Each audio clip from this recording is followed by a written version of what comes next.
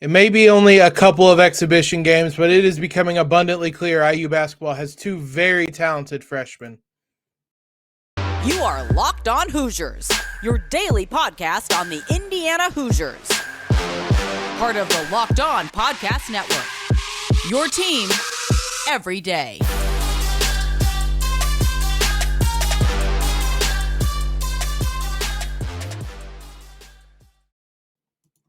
What is up, everybody? It is Friday, November 4th. This is Locked On Hoosiers, your one and only daily one-stop shop for everything IU athletics. I'm your host, as always, Jacob Rude. I want to thank you guys for making us your first listen every day.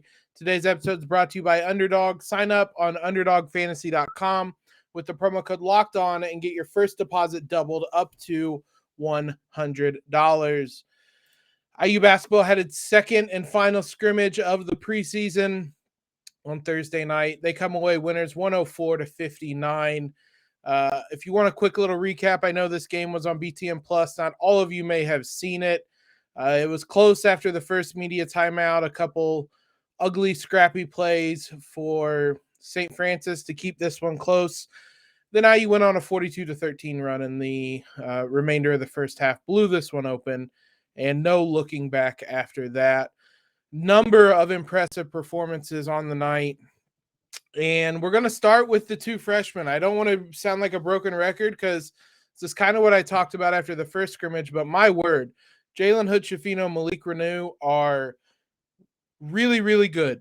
Both of them have 15 points on Thursday. HoodSchifino was 6 of 8 from the field, 3 of 3 from the three-point line.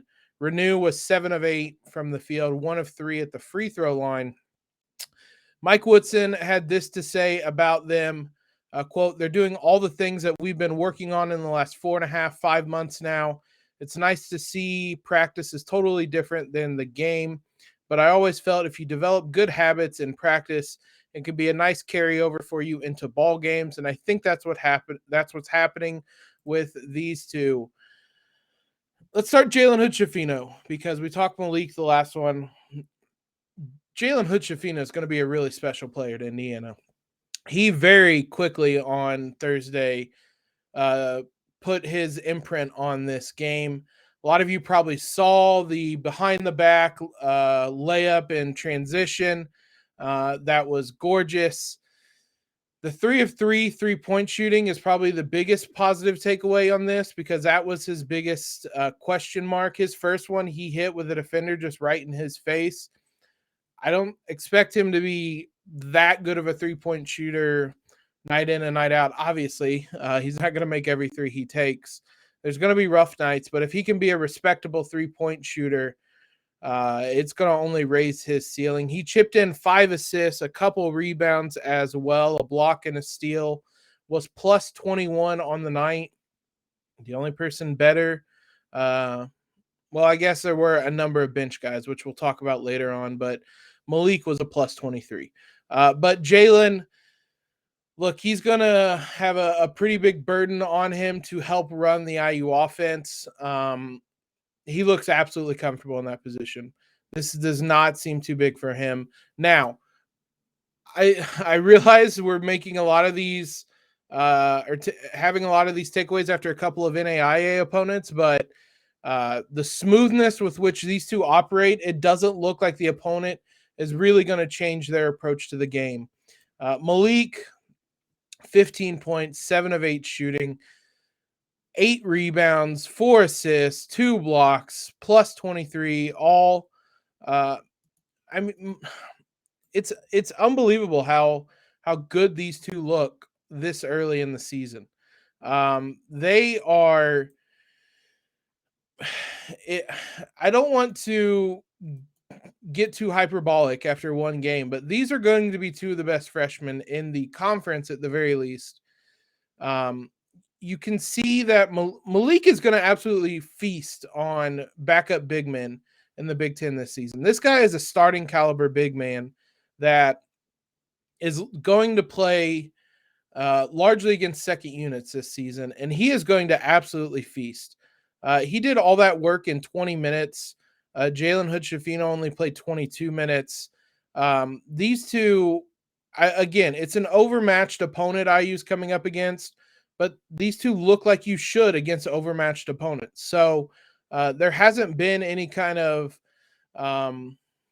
adjustment period so far for these two. We'll see on Monday when the real games start whether that is still the case. But through 2 exhibition games, these two look like they're prepped for really, really big seasons. This doesn't feel like a stage too big for them. It feels like they're going to be ready to contribute in big ways from day one, and that's exciting. They both had highlight plays. Malik had a wild behind the back dribble into a step back mid-range jumper that he absolutely cashed. I don't think he's going to do that often this year, but he was deep into his bag on Thursday. We mentioned Jalen as well. What these two are going to afford Indiana is the ability to not have to rely so much on Xavier Johnson and Trayce Jackson-Davis, who needed to be great for IU to compete in games last season. There's a little more wiggle room now because IU has a more talent behind, around them, however you want to phrase it. I already saw it in my mentions, the campaign for Malik to start. We are tabling that for quite a few games before we start overreacting. These were NAIA opponents and backup NAIA bigs for the most part Malik was going up against. Let's let him play actual Division I basketball players before we start discussing whether he should be in the starting lineup, things of that nature. But that doesn't take away from how good these two looked on Thursday, how good these two have looked through the first 2 games, the 2 preseason games. They're going to get their chance on Monday to do it in a real game. You got to be pretty dang good for me to lead off talking about you instead of Trayce Jackson-Davis, who made his return to the court on Thursday as well. We'll talk about how he looked, how Xavier Johnson looked as well, a couple other takeaways from this contest. Before we do that, let's talk about today's sponsor, Underdog. This episode is brought to you by Underdog Fantasy, the easiest place to spice up the college football season. We've talked a lot about them. They do not have Indiana's pick'ems on here. For those that don't know, it's a very simple app. Download it, or you can go to the website as well, underdogfantasy.com. Head on over to the pick'em section, click college football. You can type in Indiana. For a number of weeks now, they just haven't put Indiana in here. My guess would be they were tired of people making money just clicking the under on everything, but you get a player prop. And in lieu of having Indiana, I pulled up Washington and Michael Penix. They play tonight at 10:30 against Oregon State on ESPN2. And they have Penix at 323.5 yards. So you pick higher or lower. I believe you have to make at least 2 picks, and they have to be from at least 2 different games. But if you the more picks you make, up to 5, the more money you win, up to 3, 6, 10, or 20 times your money. It's a fun way to spice up college football on your Saturdays as you're sitting on the couch watching the games. So sign up with the promo code LOCKEDON, all one word, all capitalized, and Underdog will double your first bet up to $100. So you deposit $100, you get $100 for free. Go to underdogfantasy.com or find the Underdog Fantasy app in the App Store, Google Play Store, whatever you guys have. It's Underdog Fantasy, promo code Locked On. Get in on the college football pick'em action today. Didn't actually give my prediction. I would take the over on Michael Penix yards. Why not? It's more fun to cheer for the over. Thanks again, guys, for making Locked On Hoosiers your first listen every single day. For your second listen, check out Locked On Sports Today. From the games that matter the most to the biggest stories in sports, go beyond the scoreboard and behind the scenes with local experts and insights only Locked On can provide. Locked On Sports Today, available on this app, YouTube, or wherever you get podcasts. For those that missed it, on Thursday, we had 2 episodes go up on Thursday. We had the normal kind of morning episode that you guys always find in your podcast feed, your YouTube subscriptions, whatever it is.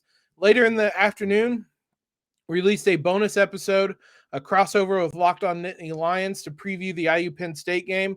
I'm not going to talk about the football game in this one because I did a whole episode talking about the football game. And to be honest, I would rather talk about the basketball exhibitions and the football team at this point in the season. Let's get back to that exhibition game. Trayce Jackson-Davis made his return with a heavily wrapped right thumb/wrist. Ultimately, it didn't look like it really impacted him at all. Obviously, that's not his shooting hand. He was still as active, as explosive as ever. I don't know if that was a precaution, how long that's going to be around, but it was looking something close. You know, when the NFL players have a broken hand and they just have a club that they wrap around, I was starting to think that might be what it ended up looking like. It's not quite there yet, but 21 minutes he played on Thursday, 19 points, 9 rebounds, a couple of blocks. He looked like Trayce Jackson-Davis. The IU started out the game. It'll be interesting to see if it's something that they do as kind of a design play or something, because it kind of looked like it. I'll have to go back and watch the game. Trayce wins a tip back to Xavier Johnson, and then he goes on a dead sprint to the rim. Xavier immediately passes to Jalen Hood-Schifino near half court, and Jalen HoodSchifino immediately throws a lob to Trayce from half court. 2 points in a matter of seconds. That Jalen HoodSchifino to Trayce Jackson-Davis lobs. Sign me up. As many of those as we can get this season. There was a second one later on in the second half. I want all of them. I need all of them. But yeah, Trayce did not look hampered at all by the injury, even if he had a big wrap on his hand. He was still flying around, dunking, leading fast breaks. Didn't attempt a three-pointer. Wasn't really in a position to do that. It didn't look like he was even like trying to get to the three-point line. That's obviously going to kind of be a thing to watch for a while. At a certain point last year, it was just clear he wasn't going to shoot them. We'll see this season if it's something that he uses a little bit more often. With Race Thompson in there, Race is usually the one that spaces out a bit more. It would be interesting to see. Trayce and Malik played for a little bit. I think, honestly, it was just very briefly. If Trayce and Malik are together, it would be interesting if Trayce is the one that maybe spaces out a little bit to the three-point line, because Malik has quite the set of post moves. So we'll see how that goes. Obviously, people are going to keep monitoring that throughout the year, but Trayce looked absolutely fine. Not worried at all about his injury, his status, or anything. Xavier Johnson, a little bit of a bounce-back game. You could tell early on he wanted to be a lot more aggressive. Mike Woodson said that he's kind of talked to Xavier throughout the build-up to the season, just kind of reaffirming to him that he doesn't have to do it alone this year. He has help around him. He finishes with 8 points on 3 of 8 shooting, missed all 4 of his three-point attempts. So he was 3 of 4 inside the arc, 2 of 4 at the free throw line. Free throw shooting was not great for Indiana. 11 of 18, 61%. Xavier had 3 rebounds, 3 assists, 4 fouls, 3 turnovers, and a steal. He filled up the stat sheet, good and bad. Played only 15 minutes, though, was a plus 11.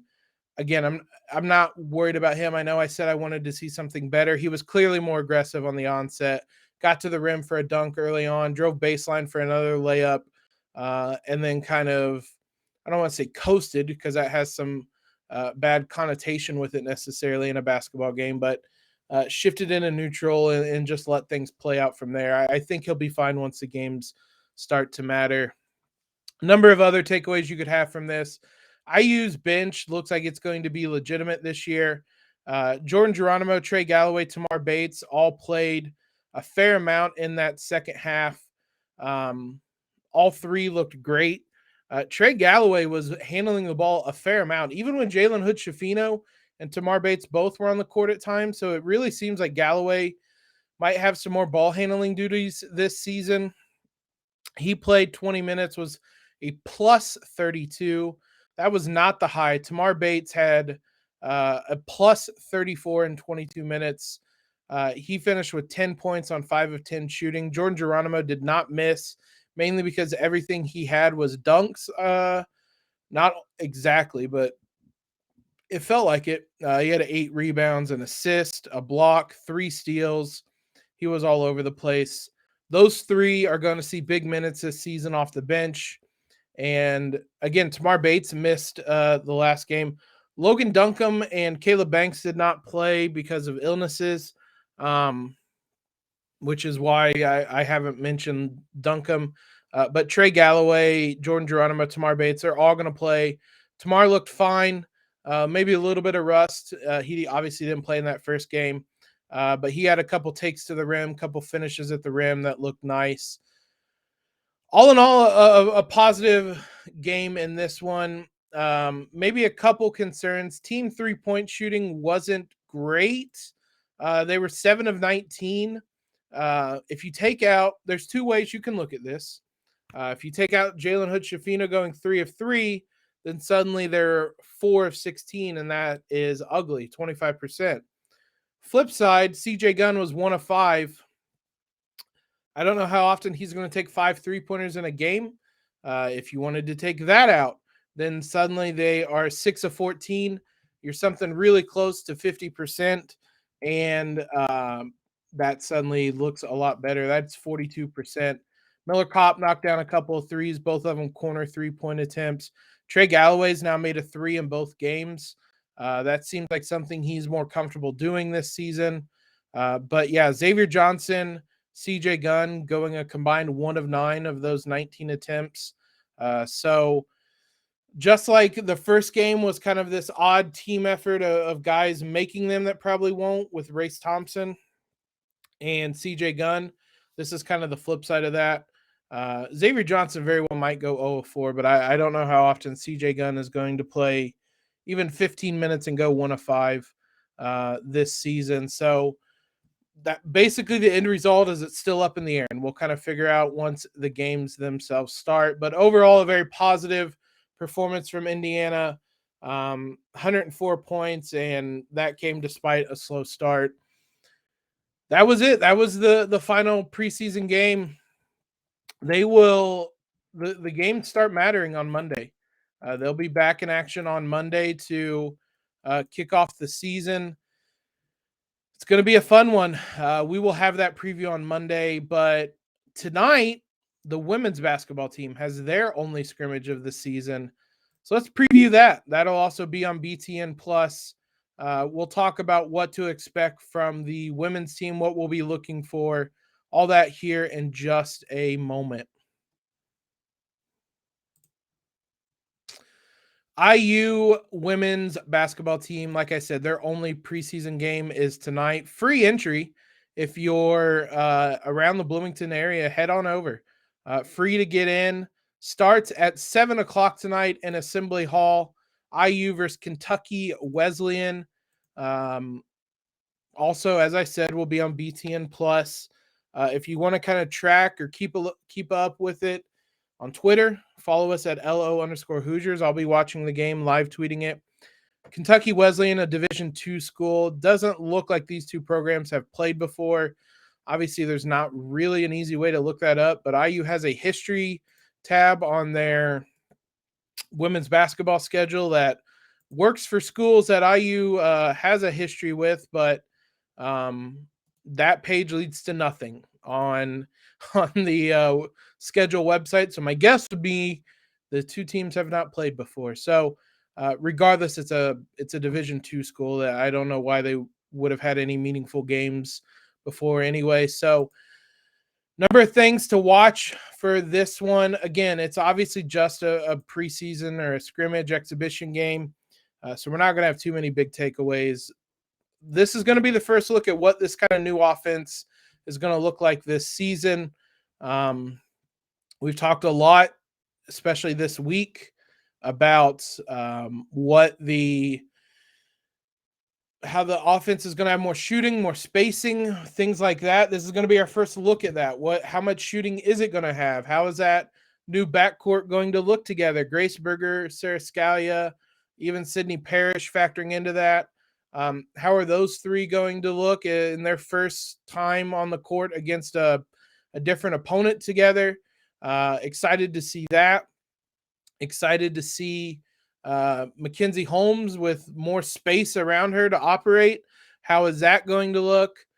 Just all around excited to see a new IU offense that features a lot of new players and how they all kind of integrate into the game plan and how much this offense really is going to change. It wasn't like the offense last year didn't create 3-pointers. There were openings. It's just that at times IU turned them down. At times they weren't really looking to take those 3-pointers. I don't know how much you need to kind of completely change your offense. It just might mean that some of those 3-pointers that led to layups are now just 3-point attempts now. So we'll see how different things look, but that's obviously the biggest thing I'm going to be watching is just what this offense is going to look like. On the flip side, as we've mentioned a number of times, the defense was always fantastic for the Hoosiers. What's it going to look like on Friday with a whole bunch of new faces factored in? IU lost arguably its 2 best defenders. Are they going to be able to still defend at a high level? Again, this is a Division II school. I'm not going to put a ton into what their defense looks like, even if it's good or bad. I might put a little bit more into it if it's bad, but it's more about the process. Is the process going to look good on Friday before the Hoosier women's team kicks off on Tuesday? So exciting. I'm definitely equally excited to see this women's team take the court on Friday as I have been about the men for these first 2 games. We are here. This is right on the brink of the season starting, and I could not be more thrilled. As you can tell by the fact we didn't talk about it, the football team is just out of sight, out of mind at this point. That being said, if you want to listen to football conversations, we obviously did a preview with Locked On Nittany Lions. Again, bonus episode was up on the feed. I also appeared on Roar Lions Roar, their podcast with good friend Bill DiFilippo. I will retweet that link on our Twitter if you want to hear more conversation about my thoughts kind of on the IU football team and things like that. Plenty of content for you guys IU related this week. We went a little bit into overdrive to get you guys some more content. So I hope you guys enjoyed it. I want to thank you guys for making us your first listen every day. We will be back on Monday to recap that IU Penn State game, to preview the IU men's basketball game, get you all set for everything as IU basketball, men's and women's, kicks off next week. Now, for your next listen, check out Locked On Sports Today. The biggest stories of the day, plus instant reactions, big game recaps, and the take of the day, available on the Odyssey app, YouTube, and wherever you get podcasts. As I've mentioned, follow us on Twitter, subscribe to the podcast, leave a quick rating and review so you guys do not miss any of these bonus episodes. There's a very good shot I'll be doing some live podcasts after games this season. Might even do one on Monday. Be sure you're following us on Twitter. Be sure you're subscribed on YouTube so you guys can see that when we go live. Most importantly, though, guys, hope everybody has a fantastic Friday. And as always, LEO.